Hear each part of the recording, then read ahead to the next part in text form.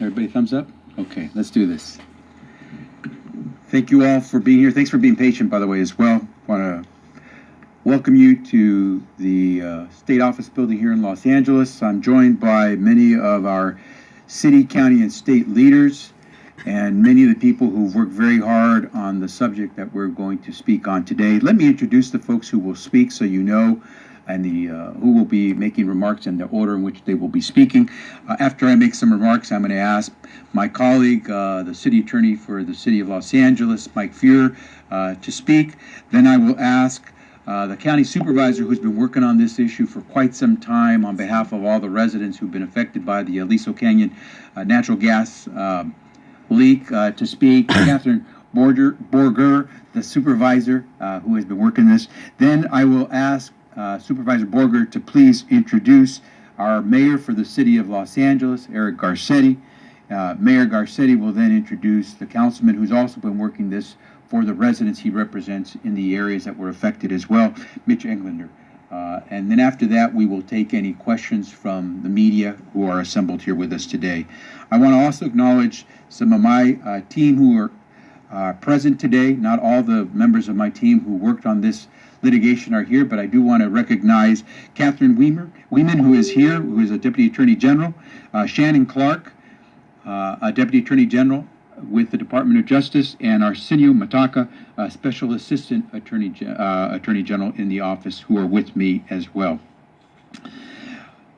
On the heels of the news that SoCalGas has spent nearly $1 billion so far addressing the well blowout and the ensuing massive natural gas leak at the company's Aliso Canyon facility, today we are here, State of California, County of Los Angeles, City of Los Angeles, to announce that we have reached a settlement with Southern California Gas Company to resolve our public claims.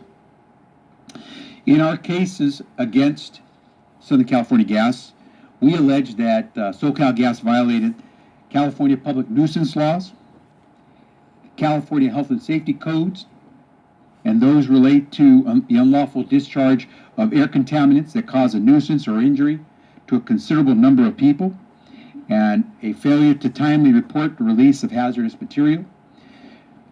We allege that they violated business and profession codes sections that deal with unfair competition laws. And we also sought full mitigation of the GHG, the greenhouse gas impact of the leak, pursuant to health and safety code in our state's statutes. All of that was undertaken to try to address one component of this incident. One component. This is the public sector component, the governments of the city and County of Los Angeles and the State of California addressing this incident based on California law. This component will address a number of items that I think all of us will speak to in terms of the settlement. But I want to make sure it's clear. This does not resolve another crucial component that resulted from this incident, and that is the personal harm and injury and damages that Angelenos suffered as a result of this leak. Whether you were living in Porter Ranch or not, that litigation is ongoing, and it involves hundreds of lawsuits and thousands of litigants at this very moment. This also does not resolve another very important component of the legal actions that are being taken to address this incident, and that component is the one that tries to discover the root cause of this incident. That is under the jurisdiction of the California Public Utilities Commission, and they are right now in the process of doing the investigative work to come out with an answer to the root cause of this particular incident. From that may also come consequences, including enforcement actions that CPUC may decide to take. And finally, there's a fourth component that everyone is aware of because it was the immediate action necessary to address the leak.